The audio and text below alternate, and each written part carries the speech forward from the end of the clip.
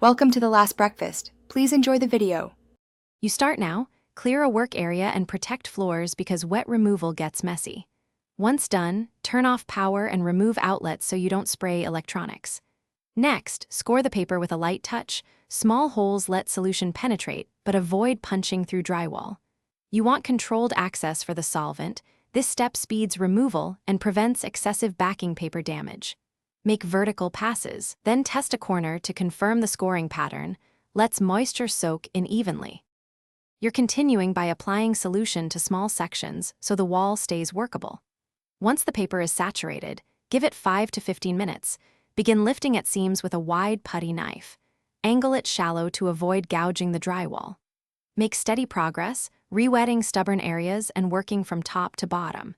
If you hit a stubborn paste layer, keep wetting and use a wallpaper steamer or commercially formulated paste remover. Make sure to clean the blade frequently so you don't smear residue. You finish by removing adhesive residue and restoring the surface so new finishes bond. Once most paper is off, scrub any paste with a damp sponge.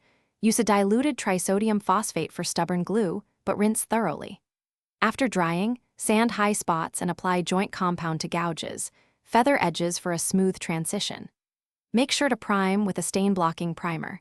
This seals residual tannins and adhesive so paint or new wallpaper adheres evenly. Troubleshooting tip: if the paper won't...